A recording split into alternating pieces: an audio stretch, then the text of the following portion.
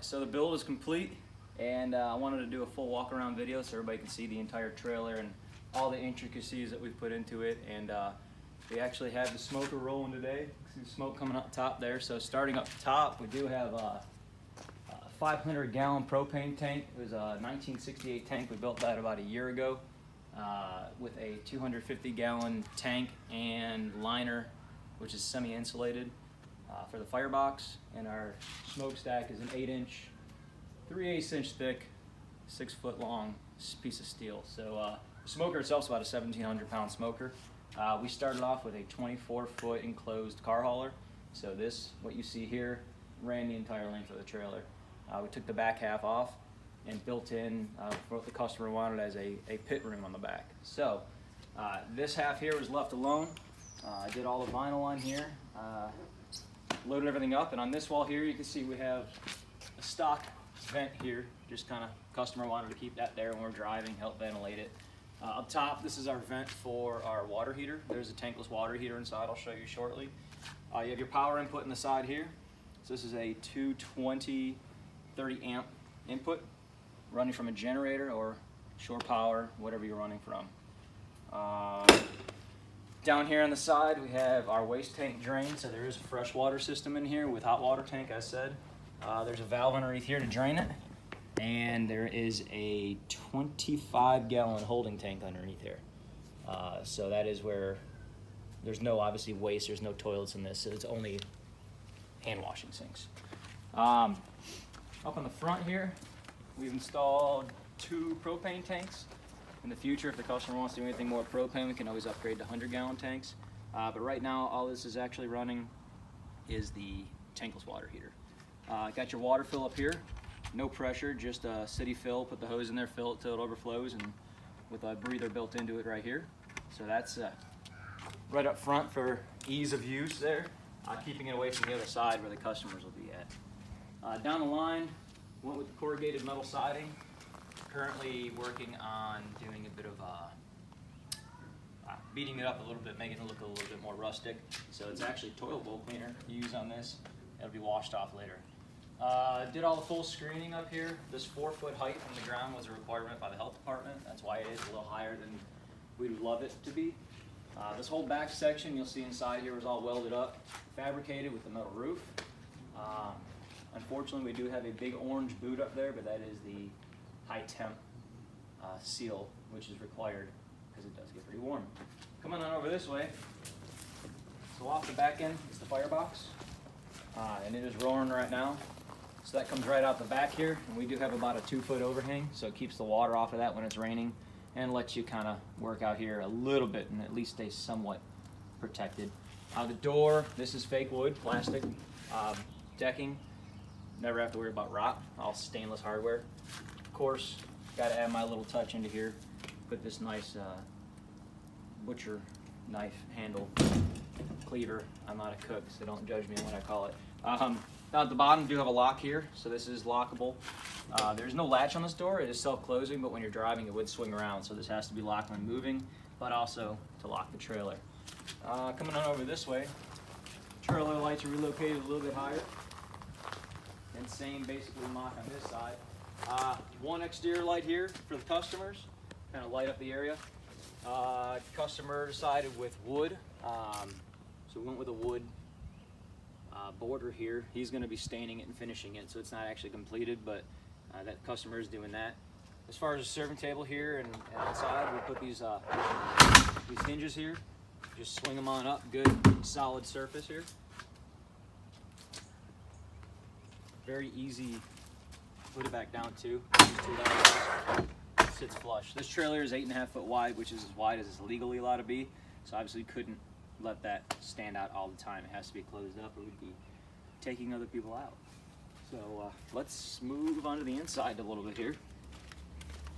So starting with the pit room, again this door is auto closing, which is required by the health department. So got an auto closer up top there. Shuts it nicely. Customer put his generator right here in the back. It does not run here. It's just storage, so that gets pulled right off and set up with we have a 100-foot cord here, so he can get the generator far away because you don't really hear a lot of the noise. Coming on the inside here, we have LED lights around the top, just for a little bit of added effect, as well as your LED room light up here. All steel construction up top, except for a couple wooden runners, just for the roof to be patched into. So this is the smoker here. This is the heart of the entire operation. Again, a 500-gallon tank, 6 thermometers all around to monitor your different heats all over the place. On the inside here, it is extremely heavy, and he is cooking right now. I got some butts and some other goodies in here. These 2 shelves up top do slide out, so you can easily either take them out if you need to put something taller in here, or however you need to handle it. So this is really good. It is lockable. Doesn't really matter now on the inside, but when we had it on an outside trailer, it helped. Stainless steel work table here, all secured down, not going anywhere. We do have a hand washing sink out here, hot water and cold water, right on the outside, as required by health law. Did have to have, our codes did have to have a washing tank, hand washing sink on the inside and outside. So you have that there with all your soap and paper towels up top. This wall was added, so this was the enclosed trailer all the way back. This door was taken off the outside and put back here. Built this entire wall to separate the 2 rooms. So on the inside here, this will be for all the serving. So it was a plywood room, basically. It didn't have much here. So we enclosed everything with 1-inch foam insulation around all the walls and ceiling. Put in this plastic fiberglass reinforced plastic FRP board. Put those all around the outside. That way everything's wipeable, clean surfaces for cooking. The countertops were cut and installed along with, I made these custom here. These were, because the trailer, everything is uneven in a trailer. Had to make it so it's adjustable. So you can see down here, these are threaded. One-time fit, so I had to adjust it up and down to get everything leveled out. So built those. You can see where the step was for the door. So the door was sitting right here. That was all taken out. Put in this double window, 2x2 windows. One's for ordering, one's for serving. And the customer is making a screen to go over top of there, so you can leave it open and just pop the screen in there, lift it up, do what they want to do there. We do have 2 outlets here with USB, so you can plug in your phones, or if they're using an iPad register, it's easy right there. I'm going to open these up because it is a bit smoky. So, air conditioning underneath here. It is vented out the floor with the drain and the heat, so cool off the trailer there.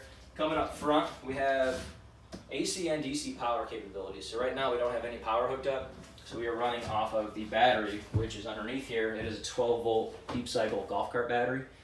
It runs off an inverter, so it powers our lighting in here, lighting in the pit room, your registers, and your outside lights. And we have a monitor panel right here to watch the level of the battery and what amperage we're pulling. This is your water system here, on and off, and of course your light switches and battery cutoff. So underneath here, unfortunately we do have a crooked pipe, don't judge that, but we do have our battery here, power inverter here, inverter charger, so when we flip onto external power, this will kick over automatically and let the AC power bypass and turn into a charger to charge your battery back up. Water pump over here, as well as a holding tank. I believe it's a 15-gallon holding tank or 16-gallon. So the holding tank does have to be bigger underneath for the gray water. Another sink in here, hot and cold water. With your water tank kick on right there. So it only turns on demand, it heats up immediately. Breaker panel, all that up top here, obviously. Over here, another stainless steel table with his steam tables for all his sides that we keep in there.